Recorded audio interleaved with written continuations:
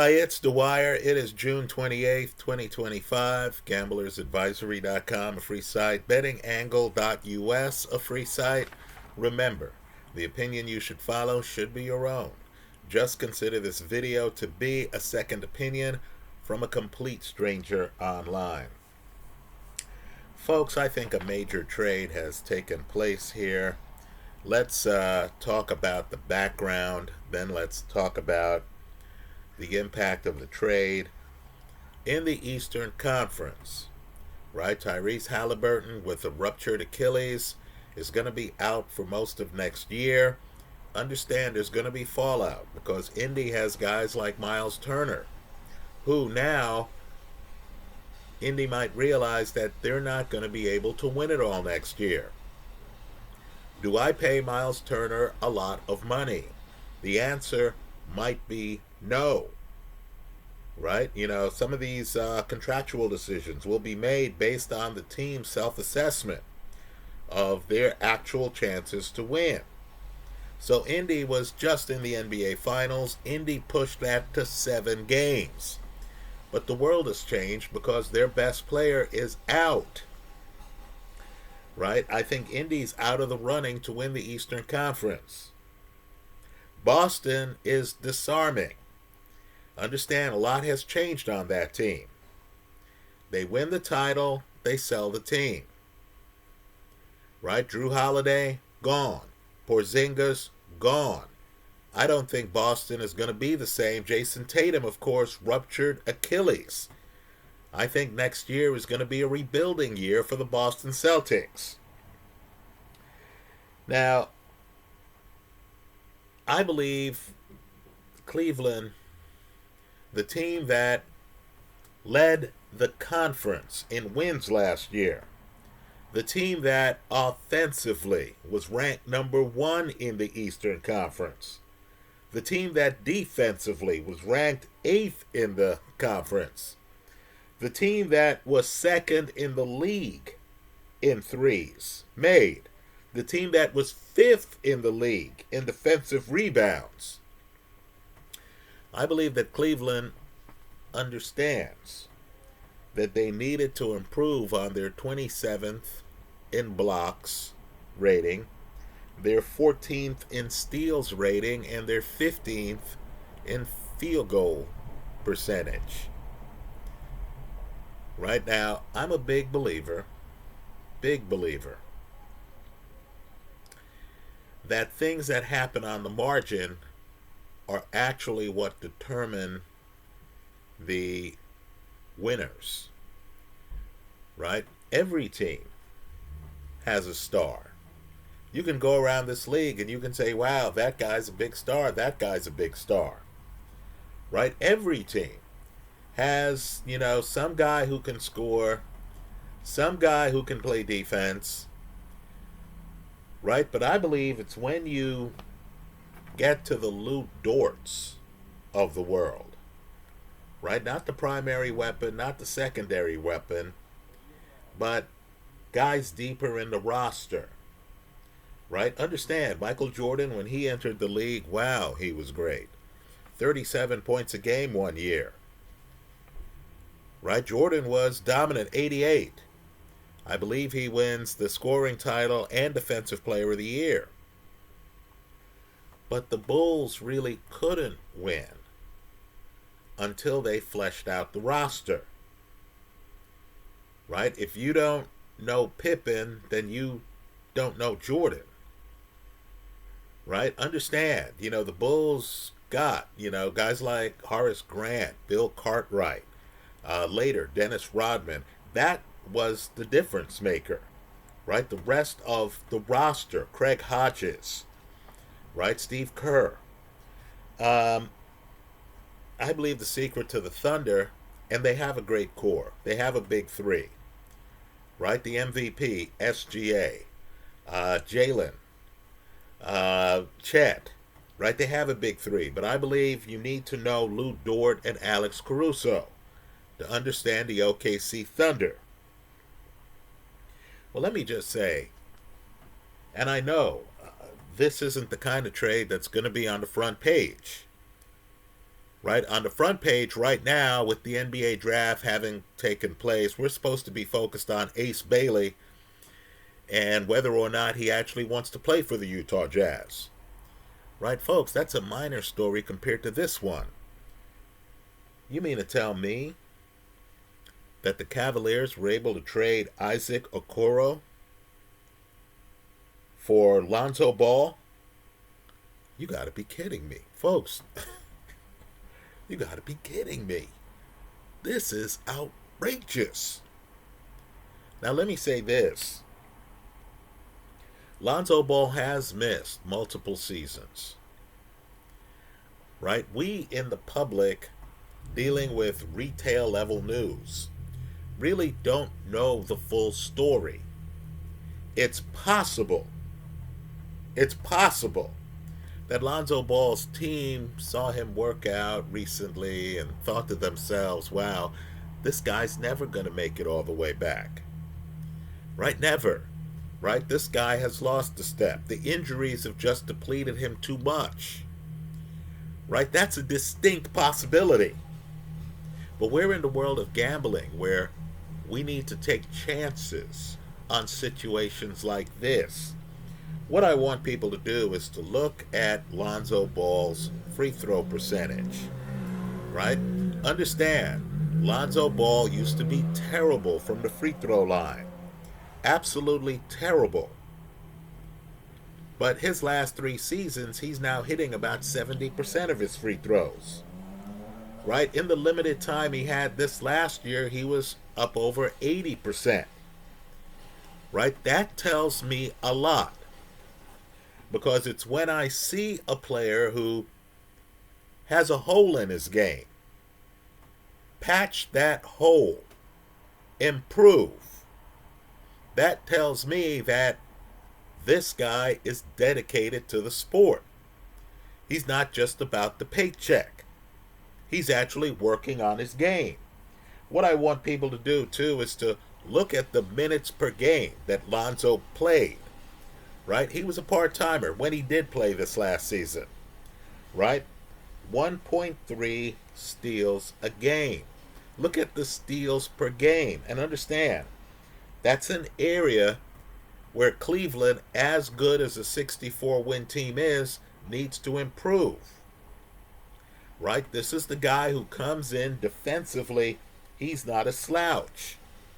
I understand. People are going to look at the shooting percentage.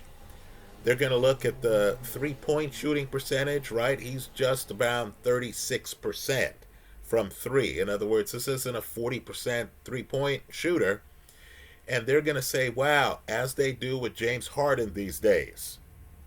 Right? They're going to say, wow, this guy isn't a great shooter. Right? What I want you to do instead is to look at the effective field goal percentage. Right, folks? Lonzo Ball has an effective field goal percentage of slightly above 50%.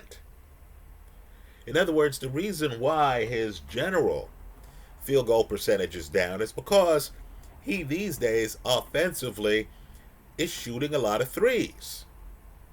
If you hit 33% of your threes, that's effectively a 50% shooting percentage from 2-point range. Right? So you're talking about a guy who fits in like a glove with the Cleveland offense. Right? Because the Cleveland Cavalier offense is 3-point shooting heavy. Let me say, too, that Lonzo Ball is a guy who gets assists, right? Far more assists than Isaac Okoro. He's going to pass the basketball, right? Also, low turnovers for a guy who handles the ball as much as Lonzo Ball does. He doesn't turn over the ball that much. So to me, this is a step up for a team in a weakened conference, right? When the team that wins the conference loses a Tyrese Halliburton. When the last team from the conference to win a title loses an all-NBA player in Jason Tatum, and then starts dismantling, right? Drew Holiday gone, Porzingis gone, right? Who knows what's going to happen with, Horford and, OGs who, you want on the team if you're in title contention. If you're trying to cut salary, these vets make veteran money, right? The vet himself might look around and say, hey, I'm squeezing some extra years out of my career to be on this team that has a shot at the title. If they don't have a shot at the title, then maybe I need to spend more time with my family, right? Maybe I need to actually get to know my kids who I haven't seen because I've been playing NBA basketball and on the road half the time, right? So let me just say, folks, I don't believe the East is open, and I say that as a Knicks fan, right? Folks, the Knicks don't even know who their coach is for next year. How are you going to turn Jalen Brunson into a defensive stopper? Right? Is somebody going to suddenly have Cat playing great defense? I doubt it. Right? Let's say the Knicks have topped out a little bit. They went to Jay Wright and asked him if he was interested in coaching all of his former Villanova players. He turned them down because he understood it's an impossible job. Right? The fan base is energized. The Knicks, not only made the playoffs, but got past the first round, although we know that that Cleveland series, Detroit series with Kate Cunningham was dodgy, wasn't it, from a Knick perspective? Wasn't like we blew them out.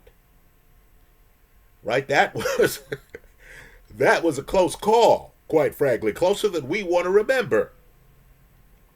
But yet Knick fans are optimistic. I'm sure Knick fans see the problems Indy's having, Boston's having, and they're thinking that it's theirs. Folks, don't be fooled by the fact that Indy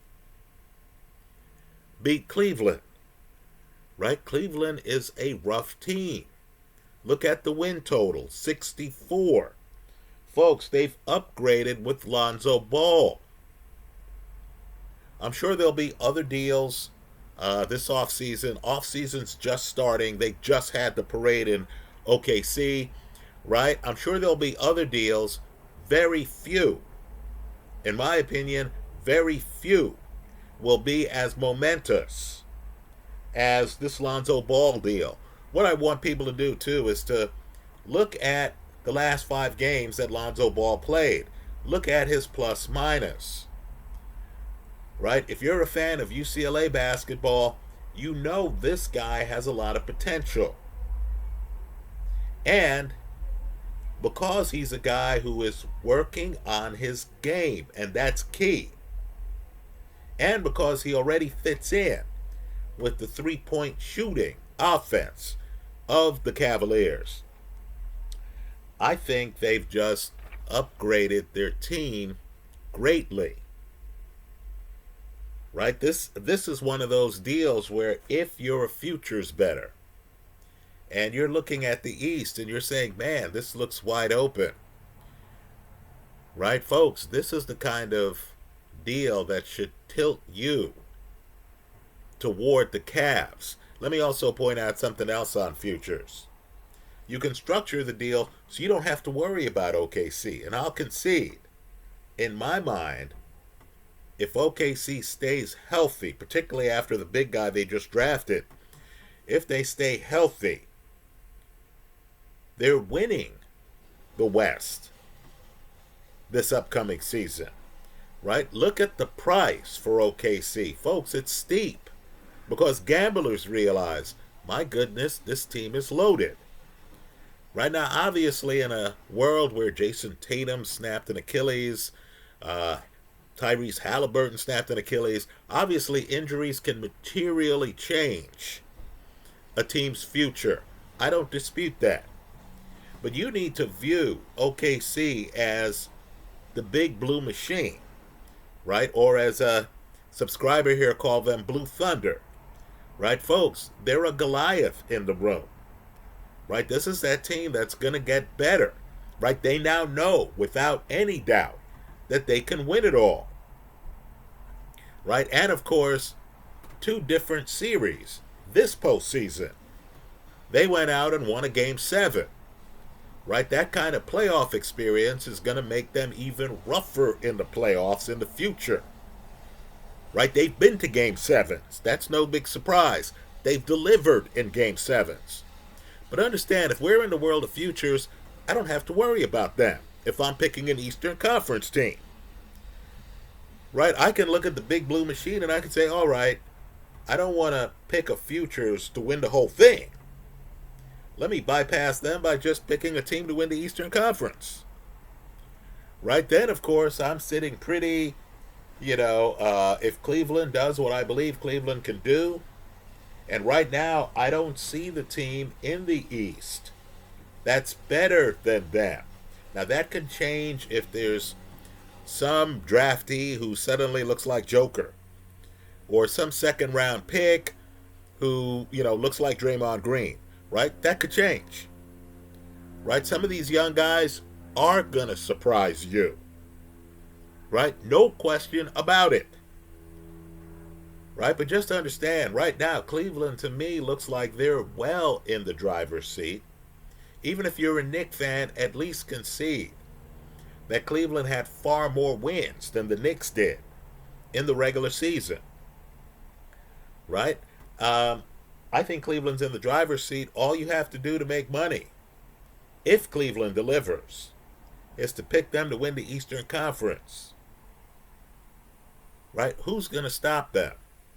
Not Indy, not Boston, right? Understand, even a fully stocked Boston, even a fully stocked Indy had less wins than the Cavaliers this last season,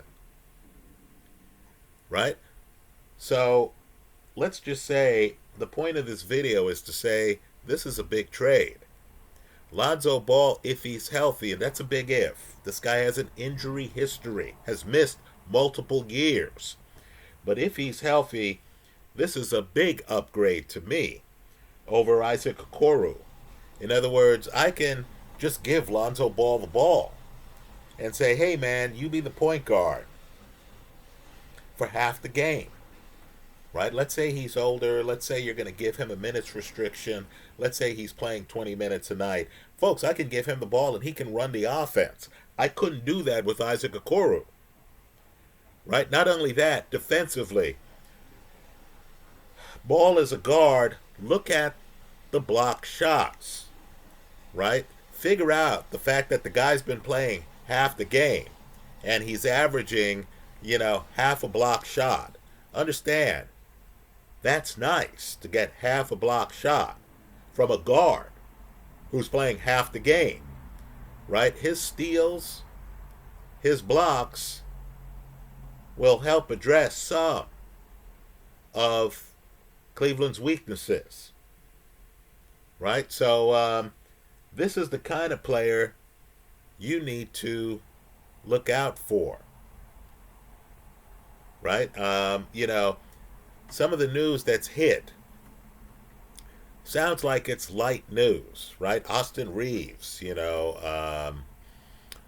declines his option and stuff like that. Folks, no, that's the major news. That's actually the news we need to look at, right? I know there's some people out there who are saying, wow, Drew Holiday, what's the big deal? Doesn't the team have, Jaylen Brown and White? Didn't they have Porzingis? Well, Porzingis is no longer there, right?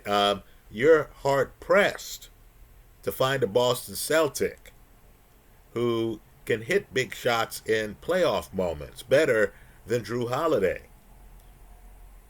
right? Who can D up, a guard on the other team better than Drew Holiday. I know he's older, right? Just to understand, most young guys don't have his skill set. Well, here, Cleveland, let's just say, I know it's, Donovan's team still and stuff like that. Folks, This is a major deal. I think this helps Cleveland immensely. Right? In my eyes, right now, unless something changes, right? Cleveland is in the catbird seat in the Eastern Conference, right? As I see it, and I know this is a team that lost to Indy in the playoffs, right? As I see it, this is the team to beat in the Eastern Conference. The casino's giving away free money on who wins the Eastern Conference this coming NBA season. Now, things can change. Folks, they're going to have to change radically to move me off that position. Those are my thoughts. Let me hear yours. Understand, Cleveland already is first in offense. Right? Understand, Cleveland already is eighth in defense. You want a good coach, you look at Kenny Atkinson. Right? This isn't a Knicks situation where I'm thinking, wow, the Knicks have some promise. I wonder who's coaching the team next year. No, I know that this team has a great coach. Right? Cleveland was banged up going into the playoffs. Right? A healthy Cleveland, if they just rest guys at the right time and are more mindful of, how they play late in the regular season. A healthy Cleveland could have done a lot better than they just did. Those are my thoughts. Let me hear yours in the comment section of this YouTube video. Thanks for stopping by.